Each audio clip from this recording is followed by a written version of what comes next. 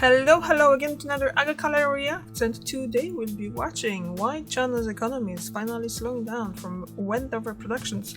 And I do like Wendover Productions, they're very entertaining videos, and they always have a lot of information in it too, and I always learn something new from it.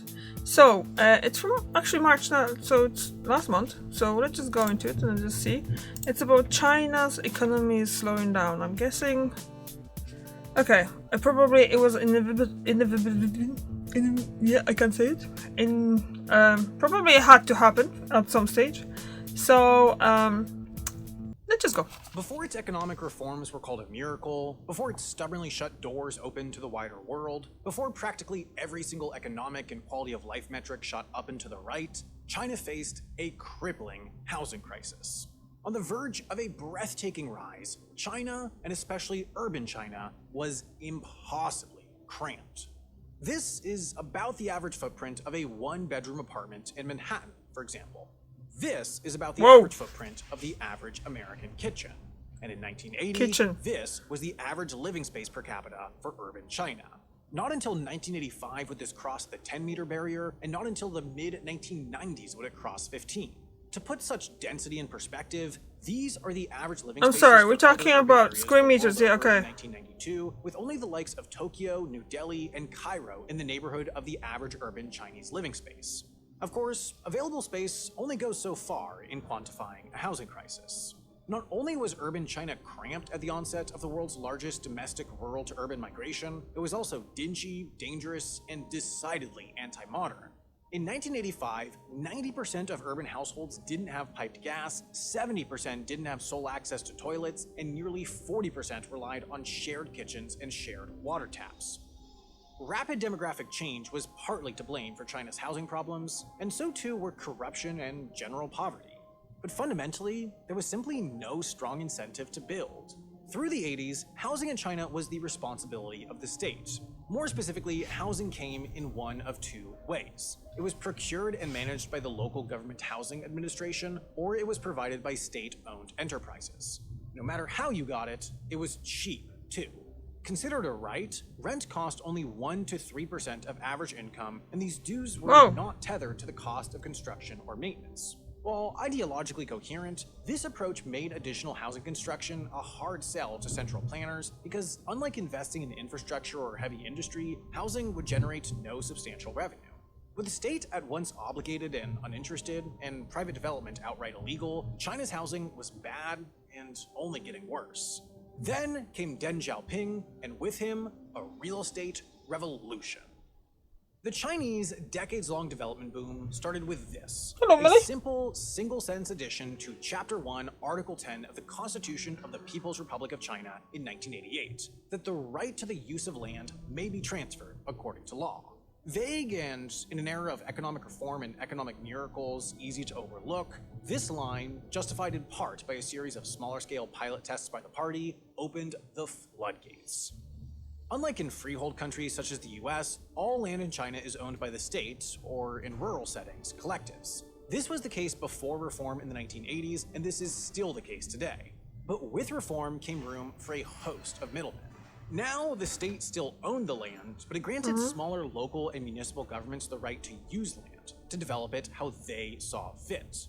Local governments, in turn, looking to increase their own revenues for infrastructure projects or simply maintaining operations, could now sell these land use rights on to property developers who would then build out housing for a growing Chinese middle class that increasingly had the means to finance the purchase of a home at full cost. No longer was housing a need required. I'm sorry, so the land still is on lease, so the land is still owned by the state. But people buy houses on it? Meaning, so I'm guessing this will be going into buying apartments and not that many people actually build houses in China? I don't know. I wonder if you're gonna kinda talk about it a bit more later. Invested in by the state, but an opportunity. Local governments now had steady income streams through land sales, private developers had massive and growing demand to act on, and increasingly wealthy urban Chinese had increasing housing options and investment opportunities. Also just lease, so people are renting? What hadn't existed just years before, a private real estate and development sector, was red hot. Urban living space shot upward. So too did home ownership. From 1998 through 2002, Chinese developers built enough stock to house the entire population of the US. In the midst of an economic miracle, but that's 300 million, not 1.5 billion, isn't it? Separated, as housing development didn't track alongside economic growth. Whoa, why? What? Fuel. That's according to the Sovereign Wealth Fund Institution's cool rankings, design there. Of the world's top 10 largest real estate companies by total assets, 6 are headquartered in either mainland China or in Hong Kong, but doing much of their business in mainland China. Of these, 4 of the largest land development companies the world over were founded in the 1990s or later, making their rise from nothing to the world's biggest in a construction-based industry, nothing less than meteoric. Certainly this rise can in part be explained by simply stepping in and filling an extreme void in supply, but it also has to do with strategy. Take the largest, for example. Evergrande's rise effectively began with this project when an 110 square meter footprint, formerly the home of a pesticide plant, came up for sale in the Haizu Industrial District. Turning the cheap land into aspirational apartments for a growing aspirational middle class, the project sold out in just 2 hours. Immediately, the company reinvested the earnings into 13 new projects across Guangzhou, and the push towards the top was unmistakably on. They weren't alone either, as uniform high-rises seemingly copied and pasted rose high into the sky around burgeoning cities and industrial areas. To the outside world, it was a boom. But considering Evergrande's business strategy, for those on the inside, it may have felt more like a race. To keep pace with competition, sky-high demand, and seemingly endless opportunity, Evergrande embraced a uniquely high-leverage strategy. Like any property developer, they'd fund construction through the combination of upfront buyer payments and borrowed money from banks, but the difference was just how much risk they'd tolerate. They didn't keep big cash reserves in case sales slowed down to make sure they'd make their bond payments. They didn't wait to see if one project proved profitable before taking on more debt for the next one. They truly just took on as much debt as possible. Is that buildings on an artificial island? Summing to an incredible amount or of risk. peninsula? But this risk was always rewarded because the projects always sold out. Yeah. Growth was in hyperdrive as Evergrande went nationwide, breaking ground on hundreds of projects, then in the 2010s, nearing 1,000. As private developers built and built, housing prices only continued to rise while buyers continued to front down payments that, usually at 35% or more, dwarfed those of much of the rest of the developed world, signaling that the good times were only getting started. The impact was much broader than companies getting bigger, too. It offered a rare opportunity for the Chinese public to invest their money into an asset with a track record of consistent growth. It offered a major source of income to local governments, allowing for infrastructure development and social services. It created millions of jobs in one of the world's most active construction industries. What was once a crisis had now become a pillar of one of the world's mightiest economies. The only problem was, housing still wasn't doing a good job of actually housing. Really? All those years of unimaginable growth inevitably led to unimaginable prices. Beijing's property prices per square foot were on par with Los Angeles's, Shenzhen's were about the same as Paris, and Shanghai's were nearly as high as London's. Whoa. Yet, this was all in an economy where the average person earned somewhere between a fourth and sixth as much as those in the US, France, or UK. Globally, there are plenty of cities known for a fundamental mismatch between what people earn and what it costs to live there. In New York, for example, it takes 13 years of average income to pay for an average home. In Vancouver, meanwhile, it takes 16, while in London, an eye-popping 22. By 2018, in Shenzhen, though, it took 41 years of average income to buy an average house, a near impossible proposition. And in Shanghai and Beijing, that ratio was only worse.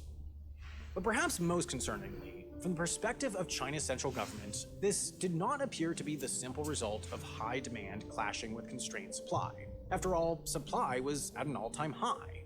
Almost a quarter of the country's housing units sat empty. There were millions upon millions of completely habitable apartments bought and paid for, but never inhabited. Really? It just Why? simply did not make sense for a country to simultaneously have some of the highest housing development rates in the world, some of the highest price growth rates in the world, and some of the highest housing vacancy rates in the world. Unless, of Why course, is that, one though? considers the rather clear conclusion. The value of housing had decoupled from its actual utility.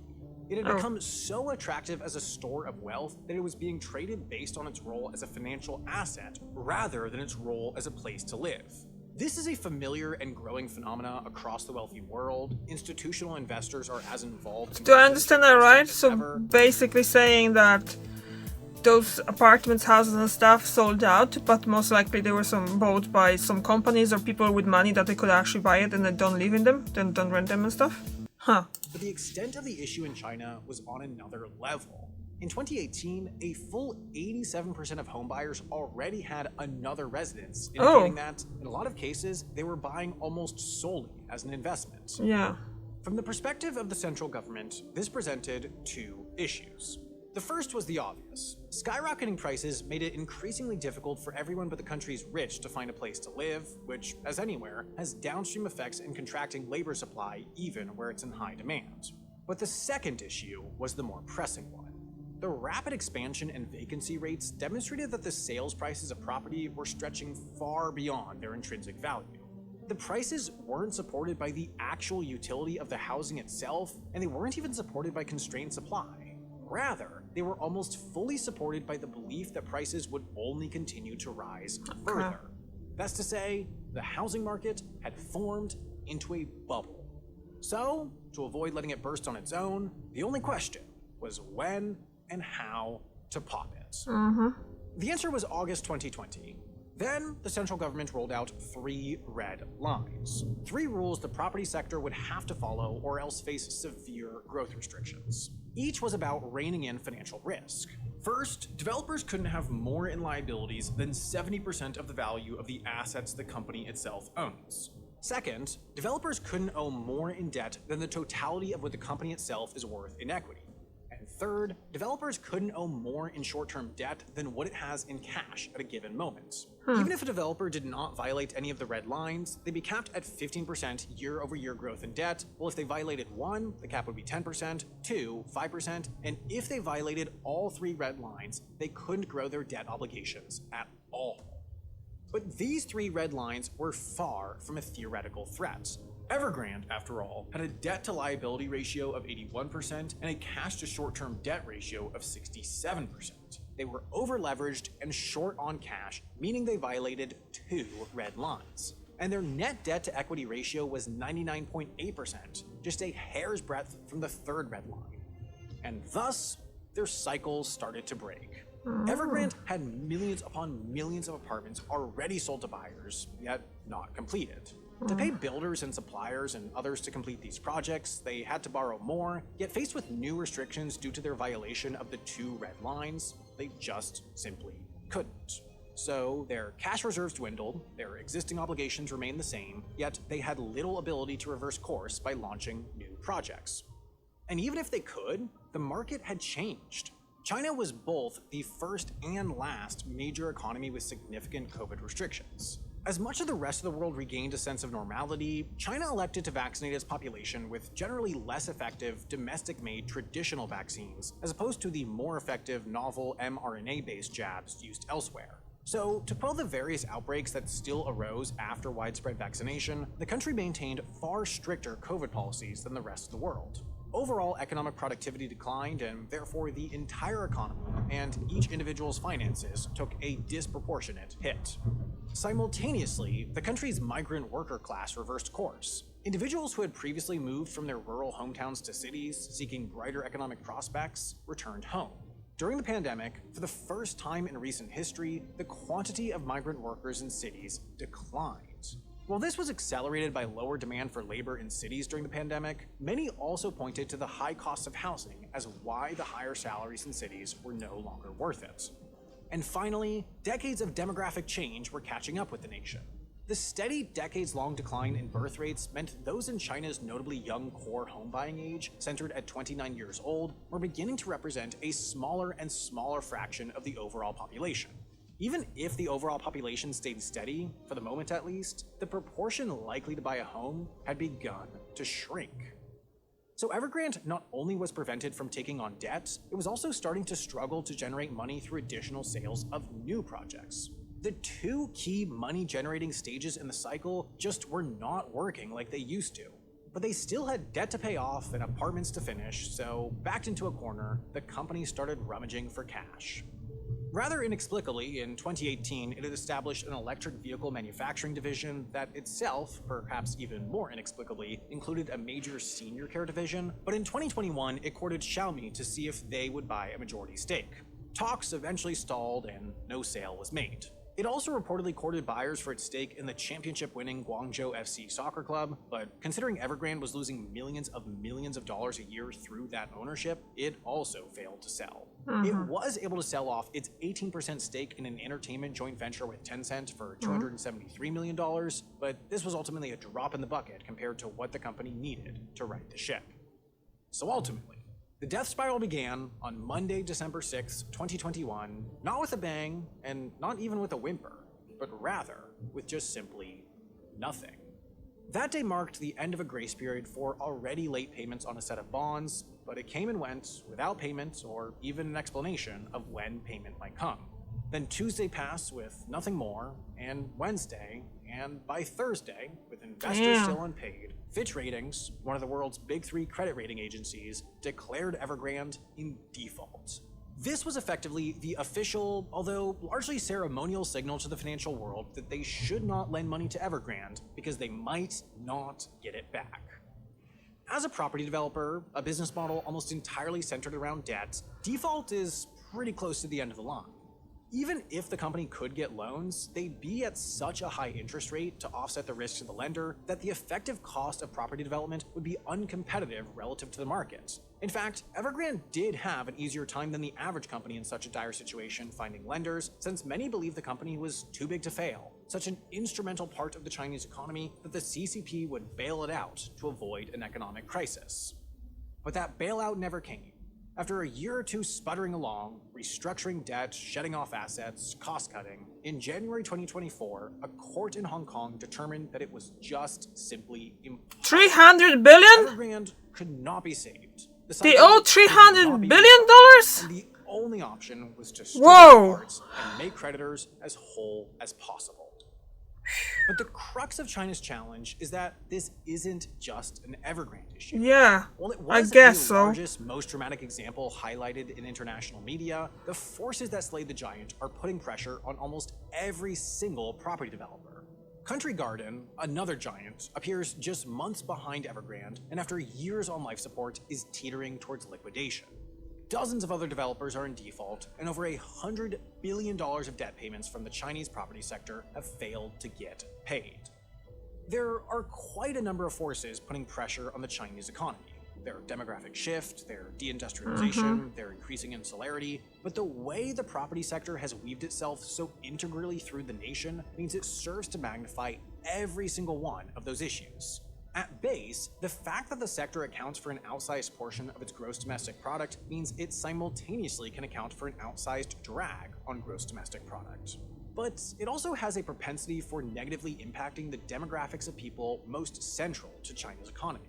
Stock market crashes, for example, have an impact on all, but impact those who have a higher portion of their income in the stock market most, which tends to be wealthier individuals and institutions. True. The Chinese property sector, however, is a key source of savings and investment for the nation's middle class. This demographic is the one most likely to have an outsized portion of their net worth tied up in a single Evergrande apartment that might now never exist. Money has just simply disappeared, and there's a gaping hole in the middle of the Chinese economy. The Chinese property sector was always going to collapse. And they're all gonna be Its now highly not leveraged, finished, huh? debt-fueled foundation was never strong enough to support Damn. itself in anything but the most gangbusters periods of growth. It was fundamentally flawed from the get-go, so some sort of crisis always had to happen. So what's happening in the Chinese economy is essentially a controlled demolition.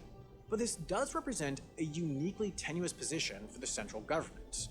The Chinese social contract, unsaid but always understood, is that individuals sacrifice personal liberty in exchange for common economic prosperity. While dissent, of course, appears, since nobody truly gets a choice whether to make that trade-off, All those huge people portion that of the bought the population wholeheartedly apartments and believes stuff. in this social contract. After all, it's hard to argue with the means when the end is 800 million people lifted out of poverty. But that's now history. If Xi Jinping can't deliver his end of the bargain, if the common economic prosperity wanes, then the question in everyone's minds is why they should have to deliver theirs.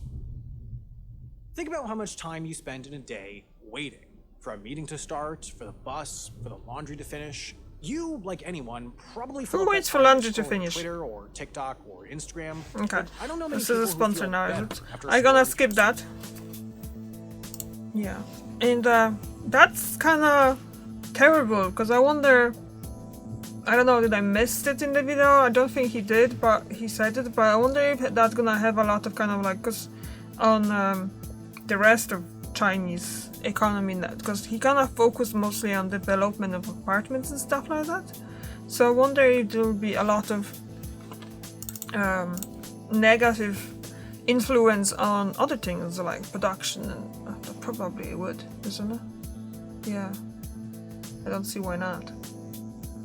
So as always, Wendover Productions, really good video, great, and very kind of in a nutshell by explaining everything.